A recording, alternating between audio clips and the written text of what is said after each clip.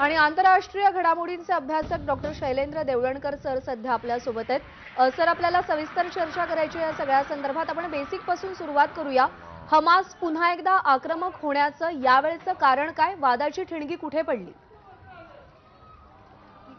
एक प्रामुख्याने लक्षात घ्या की हमासची ज्या वेळेला स्थापना झाली 1987 साली, तर हमासने आतापर्यंत हमासचा तिसरा मोठा हल्ला आहे इस्रायलच्या विरोधामध्ये, ज्याला ते इंतिफादा असं म्हणतात. हा अरेबिक वर्ड आहे आणि ज्याच्या माध्यमातून एक प्रकारचं अपरायझिंग म्हणा किंवा एक प्रकारे धक्का देणं, असा त्याचा अर्थ अरेबिक शब्दामध्ये होतो. आणि अशा पद्धतीचं पहिला जो इंतिफादा होता तो साधारणतः 87 पासनं सुरू झाला होता, तर तो 93 पर्यंत चाललेला होता. त्यानंतर दुसऱ्यांदा 2000 ते 2005 या काळामध्ये त्यांनी त्यांचा दुसरा अशा स्वरूपाचा धक्का तंत्र जे सुरू केलेलं होतं. आणि आता जो आहे त्यांचा हा प्रामुख्याने तिसरा, ज्याला इंतिफादा असं म्हणतात ते, आणि हा तिसरा त्यांचा धक्का देण्याचा प्रयत्न आहे. मात्र यामध्ये आणि पहिल्या दोन त्यांचे जे हल्ले होते त्यामध्ये मोठा फरक आहे. आणि तो फरक असा आहे की यापूर्वी साधारणतः इस्रायलचे 2 किंवा 3 अशा प्रकारचे नागरिक किंवा सैनिक हे मारले जायचे आणि त्याच्या विरोधात पॅलेस्टाईनचे 50-100 पर्यंत आकडा असायचा. परंतु यावेळेला परिस्थिती अशी आहे की जेवढे पॅलेस्टाईन नागरिक आणि हमासचे दहशतवादी मारले जात आहेत, तेवढेच इस्रायलचे सैनिक आणि नागरिकही मारले जात आहेत. यामुळे यावेळेसची परिस्थिती ही पूर्णपणे वेगळी आहे असं आपल्याला म्हणावं लागेल. हे काही पहिल्यांदा घडते असं नाहीये. 2021 मध्ये 10 दिवसांचं अशाच पद्धतीचं एक, ज्याला छोपं युद्ध म्हणतो आपण, हो. हे इस्रायलमध्ये आणि हमासमध्ये झालेलं होतं. आणि त्यानंतर आता पुन्हा एकदा अशा स्वरूपाची ही परिस्थिती आलेली आहे.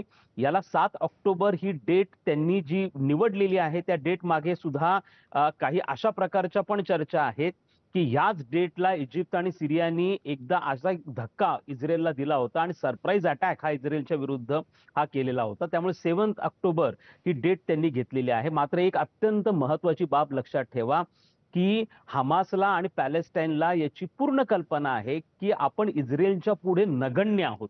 हे काठ्यांनी, छोट्या मोठ्या बंदुकांनी हे सगळे हमास आणि पॅलेस्टाईनवाले लढणारे आहेत. त्याच्या विरुद्ध अमेरिका आणि पश्चिम युरोपकडनं आलेली अत्याधुनिक शस्त्रास्त्र यंत्रणा ही इस्रायलकडे आहे. त्यांच्या पुढे पॅलेस्टाईन काहीच नाही आहे. असं असतानाही ज्या वेळेला हमास एवढी प्रचंड हिंमत करतं, एवढे रॉकेट्स अटॅक करतं, शेकडो इस्रायली लोकांना मारतं, हे एकटं हमास घडवून आणू शकत नाही.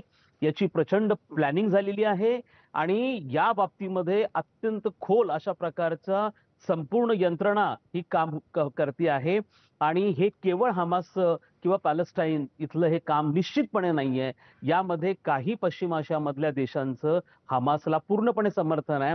नसतं एवढे रॉकेट्स त्यांच्याकडनं आले कुठनं, हा सगळ्यात महत्वाचा पार्ट आहे. एवढे शस्त्र त्यांच्याकडनं आले कुठनं. आणि त्यांना कल्पना आहे की जर एक जरी इस्रायलचा सैनिक मारला गेला तर त्याच्या बदल्यामध्ये हे इस्रायलवाले प्रिएम्प्टिव्ह अटॅक करत कमीत कमी 50 तरी यांना, पॅलेस्टाईन नागरिकांना किंवा हमासच्या कार्यकर्त्यांना मारतात. तर जर एवढी हिंमत त्यांनी दाखवलेली आहे, याचा अर्थ असा आहे की हे खूप प्री प्लॅन्ड आहे आणि याला केवळ हमास नाही तर पश्चिम आशियामधल्या, आखातामधल्या इतर देशांचं समर्थन आहे. आता ते कसं आहे, काय आहे, याची तीव्रता कशा पद्धतीने येत्या काळामध्ये वाढत जाते यावरून हे दिसून येईल. सर, आणखी एक महत्वाची गोष्ट ती म्हणजे हमासला कधीही इस्रायल हा देश स्वीकार नव्हता. 1948ला ज्यावेळी तेल अवीव शहरातून इस्रायलच्या निर्मितीची घोषणा झाली, आता त्याच तेल अवीववरती हल्ला केला जातोय. कुठेतरी हा इशारा दिला जातोय की आम्ही तुमचं अस्तित्व मान्य करत नाही किंवा यापुढे मानणार नाही असा? नाही, तो तर अगदी जुना, म्हणजे 1948 साली जेव्हा इस्रायल आणि पॅलेस्टाईन अशा स्वरूपाने दोन स्वतंत्र देश हे निर्माण करण्याचं युनायटेड नेशनचं रेझोल्युशन जे झालेलं होतं 1947 ला, आणि त्यानुसार 1948 ला इस्रायलची निर्मिती झाली. त्यावेळेसपासूनच प्रामुख्याने अरब देशांचा ह्या संपूर्ण संकल्पनेला मोठ्या प्रमाणावरती विरोध होता. पण आपण असं बघतो की अलीकडच्या काळामध्ये एक नवा प्रवाह हा पश्चिम आशियाच्या राजकारणामध्ये दिसून येतोय आणि त्यामध्ये प्रामुख्याने सौदी अरेबिया आणि UAE सारखे जे अत्यंत महत्वाचे अशा प्रकारचे अरब देश आहेत, हे प्रामुख्याने इस्रायलच्या जवळ जाताना दिसत आहेत आणि त्यामध्ये अमेरिकेचा मध्यस्थी ही महत्वाची भूमिका पार पडते आहे. त्यामुळे कुठेतरी हमास हा एकटा पडतो आहे, परंतु हमासच्या पाठीशी गेल्या 1 दशकामध्ये इराण आणि इराणच्या माध्यमातनं ज्या प्रभावी बनलेल्या तिथल्या हो. दहशतवादी संघटना आहेत, जसं हिजबुल्ला असेल, जी लेबननमध्ये देखील अत्यंत प्रभावी आहे, ह्या हमासला मोठ्या प्रमाणावरती मदत करत आहे. खरं तर हमासची जी निर्मिती झाली होती, ही प्रामुख्याने इस्लामिक ब्रदरहूड ही जी सुन्नी इस्लामिक संघटना आहे, त्याच्या माध्यमातून झालेली होती. म्हणजेच हं. हमासला पहिले अरब देशांचा आणि सुन्नी इस्लामिक संघटनांचं समर्थन होतं. पण आता ते समर्थन कमी होताना दिसतं आहे आणि उलट इराण हा त्यांच्या पाठीशी उभा राहताना दिसतोय. मात्र खरंय. या सगळ्यांमध्ये अजूनही इस्रायलचे 2 शेजारी देश जे आहेत, एक आहे लेबनन आणि दुसरे सिरिया. हं. हे मात्र कमालीचे शांत आहेत. हो. परंतु ही शक्यता पण नाकारता येत नाहीये, की सिरिया आणि लेबननचं देखील छुपं समर्थन या हमासला असावं ह्या हमासला असू संपूर्ण शकतं. Sir, operation. एक छोटा प्रश्न मध्ये फक्त विचारते, की आज संयुक्त राष्ट्र परिषदेची महत्त्वाची बैठक होतीये, आपत्कालीन बैठक बोलावली गेली आहे. त्याकडे तुम्ही कसं बघता?